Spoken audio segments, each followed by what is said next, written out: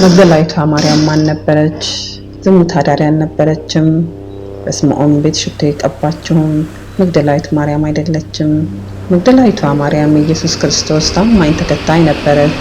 መግደላዊቷ የሚለው ስም የመጣው በገሊላ ባህር አቅራቢያ ከሚገኘው የመጊዶል ወይም መጊዶል ሊሆንም ይችላል። ከተማ ሳይሆን አይቀርም። ምናልባትም ማርያም በሆነ ወቅት ላይ ትኖር የነበረው በዚያ ከተማ ሊሆን ይችላል።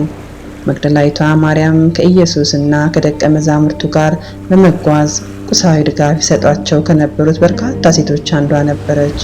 የሉቃስ ወንጌል ምዕራፍ 8 ቁጥር 1 እስከ 3። በተጨማሪም ኢየሱስ ሲሰቀል የዓይን ምስክር ነበረች።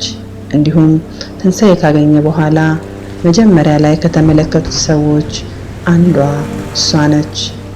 እንዲያውም አስቀድማ ኢየሱስ ከሞት ተነስቶ ያየችውና የትንሣኤውን የምስራች ሌሎች ያበሰረች መግደላዊቷ ማርያም ናት።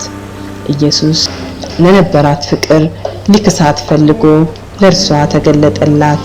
መግደላዊት ማርያም ኢየሱስ ከሙታን ይነሳል ብላ ሳይሆን እንደ አይሁዳውያን ልማድ ሬሳውን ሽቶ ለመቀባት ብላ ነበር የሄደችው። ነገር ግን እዚያ እንደደረሰች ደስታዋ የነበረ ኢየሱስ ተነስቶ ጠበቃት። ዘላለም አላየውም ብላ ተስፋ ቆርጣ ነበር። ነገር ግን አገኘችው። መጽሐፍ ቅዱስ ሲናገር እንዲህ ይላል። የማቴዎስ ወንጌል ምዕራፍ 28 ቁጥር 1።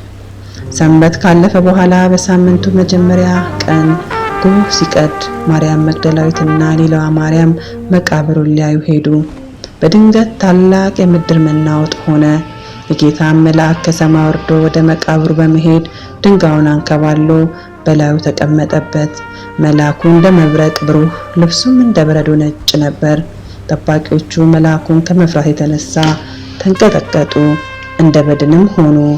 መልአኩ ሴቶችን እንዲህ አላቸው፣ አትፍሩ፣ የተሰቀለውን ኢየሱስን እንደምትፈልጉ አውቃለሁና እሱ በዚህ የለም፣ እንደተናገረው ተነስቷል። ኑና ተኝቶበት የነበረውን ቦታ እዩ። አሁንም ፈጥናችሁ ሄዱና ለደቀ መዛሙርቱ ከሙታን ተነስቷል፣ ቀድማችሁ ወደ ገሊላ ሄዷል፣ በዚያ ታገኙታላችሁ ብሎ ነገራቸው። ነገር ግን ሌሎቹ ሴቶች ፈጥነው ለደቀ መዛሙርቱ ለመናገር ሲሄዱ ማርያም መግደላዊት ግን ብቻዋን በዚያ ቀረች። የኢየሱስን ሬሳ ስላጣች ቁጭ ብላ ታለቅስ ነበር። ያጠፉት ወይም የወሰዱት መሰላት። በማልቀስ ላይ ሳለች ኢየሱስም አንቺ ሴት ስለምን ታለቅሻለሽ ብሎ ሲጠይቃት እርሷ አትክልት ሰራተኛ መስሏት ጌታ ሆይ አንተ ወስደኸው እንደሆን የት እንዳለ ንገረኝ አለችው። እሱም ማርያም ብሎ ጠራት። እርሷም ጌታ መሆኑን ወዲያው በድምፁ በማወቋ መምህር ሆይ ብላ እግሮቹን ለመሳም ተንበርክካ ስትጠጋው ገና ወደ አባቴ ያላረኩምና አትንኪኝ፣ ነገር ግን ወደ ወንድሞቼ ሄደሽ እኔ ወደ አባቴና አባታቸው ወደ አምላኬና አምላካችሁ አርጋለሁ ብለሽ ንገሪያቸው አላት። ማርያም መግደላዊት ተደስታ በፍጥነት ወደ ሐዋርያት ሄደች። ኢየሱስም በእውነት እንደተነሳ በሰረቻቸው። የዮሐንስ ወንጌል ምዕራፍ 20 ቁጥር 1 እስከ 8። እዚህ ላይ ማሰብ የሚገባን የኢየሱስን መነሳት ብቻ አይደለም፣ የእርሷን ታላቅ ፍቅር፣ ኢየሱስን ሁል ጊዜ መፈለጓንም ማየት አለብን። ኢየሱስ በሕይወት እያለ እሷ ታፈቅረውና በትጋት ትከተለው ነበር። ከኢየሱስ ሌላ ምንም አትፈልግም ነበር። ኢየሱስ የልቧ ምኞትና ፍላጎት ነበር። የልቧም ደስታ እርሱ ብቻ ነበር። ራሱ ኢየሱስም ብዙ እንደምታፈቅረው ሲመሰክር ብዙ ስላፈቀረችው ብዙ ኃጢአት ትቶላታል። የማቴዎስ ወንጌል ምዕራፍ 27 ቁጥር 55፣ የማርቆስ ወንጌል ምዕራፍ 15 ቁጥር 40፣ የሉቃስ ወንጌል ምዕራፍ 8 ቁጥር 12 እንዲህ ብሏልና በጥብቅ አስሮ ይዟት የነበረው የሰይጣን ሰንሰለት ኢየሱስ በጣጥሶ ጥሎላታል። ከታላቅ ኃጢአተኝነት ወደ ታላቅ ቅድስነት ተሻገረች። ኢየሱስ አንዴ ካገኛቸው በኋላ እስከ መጨረሻው ድረስ ተከተለችው።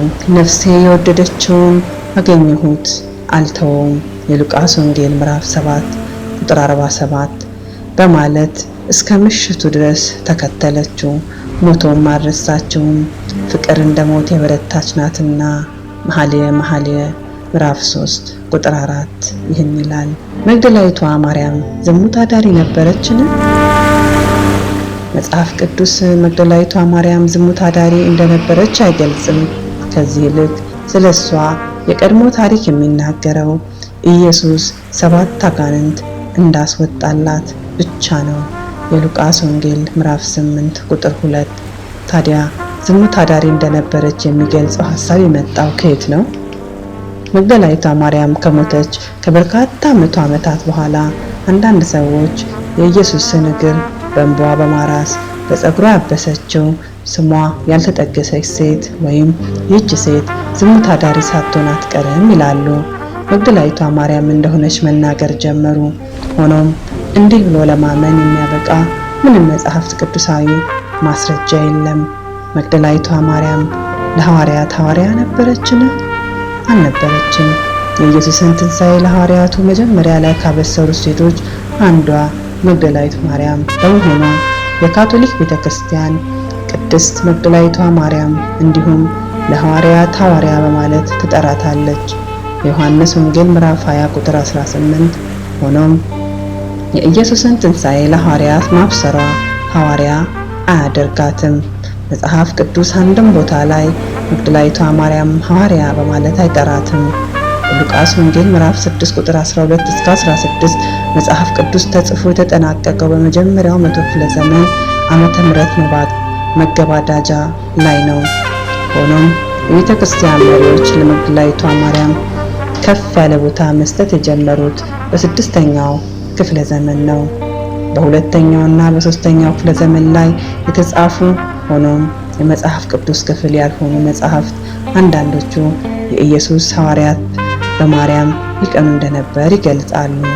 እንዲህ ያሉ የፈጠራ ታሪኮች ምንም መጽሐፍ ቅዱሳዊ መሰረት የላቸውም። ምንጭ ቫቲካን ዘካቶሊክ እና የይሖዋ ምስክሮች ድረገጽ